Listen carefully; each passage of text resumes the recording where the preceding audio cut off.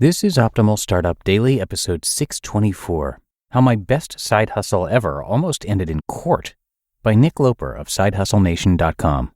And I am Dan, I'm your narrator here, and welcome to Optimal Startup Daily. Happy Thursday to you, and we're going to get right to our post from Nick Loper as we optimize your life. How My Best Side Hustle Ever Almost Ended in Court, by Nick Loper of SideHustleNation.com. In 2006, I stumbled upon an amazing little side hustle. I had a theory that an exact match domain would convey authority in the search results, and this was long before I even knew what an exact match domain was. Quick primer. If you're searching in Google for blue widgets, the exact match domain would be bluewidgets.com. Up until late 2012, these domains held an unnatural advantage in the search results. That authority would translate into clicks and sales and profits, I thought. And I was right, at least partially. At the time, New Balance had just released the Model 992, a popular, high-priced running shoe that was the flagship of their lineup. Simple, but effective. Amazingly, the domain newbalance992.com was available, so I registered it without a second thought. Why had no one else thought of this? I quickly put together a website to promote the shoes. Looking back, it would be a disservice to even call it a website since it was only one page.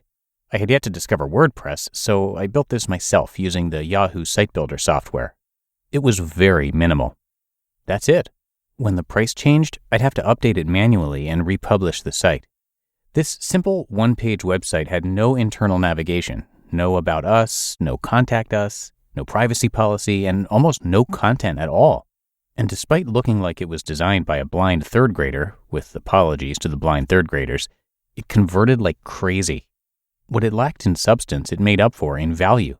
It delivered exactly what searchers were looking for, the best deal on the red-hot New Balance 992 running shoes.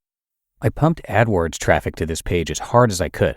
I made $15 to $20 on every order, several $1,000s worth in the first few months after launching the site. Things were going so well, in fact, I registered newbalance993.com so I could play the same game whenever they introduced the next model. Come to think of it, this might have been my best side hustle ever. It had a negligible startup cost, took almost no time to build, manage, and maintain, and was consistently profitable from the first days. I was happy, customers were happy, ShoeBuy was happy. It was a win-win-win situation. Cease and desist. But, as you might have guessed, New Balance was not happy. Their lawyers told me so. Cease and desist, the letter said, followed by some scary legalese. According to them, my little one-page site constituted trademark infringement. It was, quote-unquote, confusing customers and damaging their brand. At the time, I didn't really see what the big deal was. I was selling their products, after all, not trashing their reputation or sending people to Nike. I reasoned I bought the domain fair and square, but could be persuaded to sell it to a deep-pocketed corporate giant, for the right price, of course. But whatever visions I had of a big domain sale payday were fleeting. After about 10 minutes of research, it became pretty clear they were 100% in the right, and I was in the wrong. Here I was, thinking I was providing shoe shoppers with a valuable service. Truth is, I was, when it was actually illegal the whole time. Using another company's trademark in a domain name was a no-no. So rather than face the wrath of the 100-year-old company's legal team, I folded. I shut down the site and all the advertising to it. Takeaways. While it was painful to lose such an easy cash cow of a side hustle, my brush with the law taught me an important lesson about doing business online. The lesson was to build your own brand. Real businesses have their own brands, and if you're serious about your side hustle, you'll have one too. It's a longer, harder road for sure, but it's the only way that works long term. Sure, you may be able to game a few bucks off somebody else's brand name for a few months, but then what? My New Balance 992 site lasted 6 months. That was in 2006. How long would it last today? That kind of piggybacking isn't sustainable. Look at the most successful and innovative affiliate businesses. All have built their own standalone brands. Beyond that, there's the matters of pride, integrity, and legacy. Did I really want to be the guy squatting on exact match trademark domains for popular shoes? Seems kind of silly now looking back. You just listened to the post titled, How My Best Side Hustle Ever Almost Ended in Court by Nick Loper of SideHustleNation.com.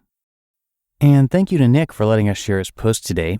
Nick retired from corporate America at age 25 and is now a full-time entrepreneur involved in a variety of projects. He's also the host of the podcast The Side Hustle Show, which is for part-time entrepreneurs looking for actionable tips to start or improve their businesses. It's a great podcast to check out, and you can usually find it in the top charts of business in Apple Podcasts. The blog is great too, of course, and you can come by SideHustleNation.com for a lot more and to show your support. Our contributing authors always appreciate that. And that is going to do it for today here on Optimal Startup Daily. Hope you enjoyed the post, and I will see you right back here tomorrow, where your optimal life awaits.